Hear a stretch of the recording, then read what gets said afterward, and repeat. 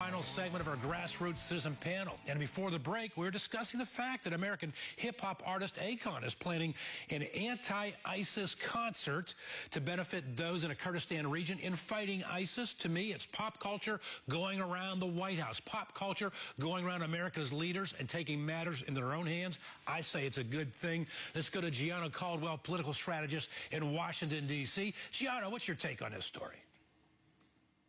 I think this is admirable. Akon is a rap artist that's been around for a number of years, born in the inner city of St. Louis, and I think the attention that he's bringing to this very, very important cause is going to bring more celebrities to the table and fold. And as you know, a lot of millennials get their information from social media, their news from not necessarily reading the newspaper every day, but this is going to cause more folks to know more about ISIS, and perhaps it may even cause folks to want to be involved in funding this movement. So I'm very, very happy to hear about this, and I think he's doing a great job, and I hope he succeeds in what he's doing here. As do I. Jan Ronas, you say you have some strong thoughts on this. I find it laudatory what he's doing. I think it's great, like a lot of celebrities get involved in these causes. But there seems to be a thought floating around here that the United States hasn't done anything to oppose ISIS. In fact, the United States has been conducting an air campaign on a daily basis, which has now given the Kurds some breathing room to repel these invasions. And in fact, they have a coalition involving other nations, and that Jordanian pilot who was so brutally executed by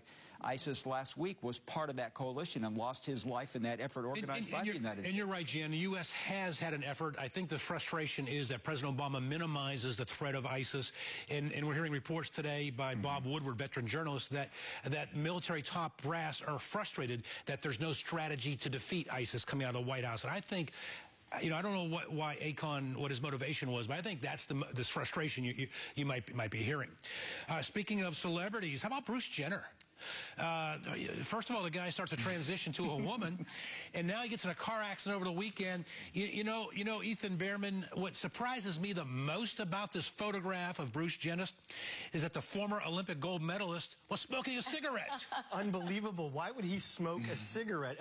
He was a gold medal winning decathlete. Yeah. Have you ever tried a decathlon? I have not. I'm an ex-track and field guy, but I've not done decathlon. That is an impressive sport to try and do, and to smoke is unacceptable. Decathletes are phenomenal athletes. Wendy Patrick, okay, let him go to a woman if that's what he wants to do. But why are you smoking? You know, I don't know what he was doing, whether he was smoking or texting, but we know what he wasn't doing, and that's watching the road. And that is what's going to really characterize and drive what ends up happening to him. Was he going fast? You know, was this, do you have any idea? We are all going to wait to see what the accident reconstructionists conclude, because how fast he was going and whether he was under the influence, obviously these are all the factors we need to figure out. Gianna Caldwell, I see you smiling. I'm going to have to ask you to weigh in on this story. Anything you want to say? Well, considering the family, it's probably likely that he was checking his Instagram account to see how many likes he got on his most recent photo.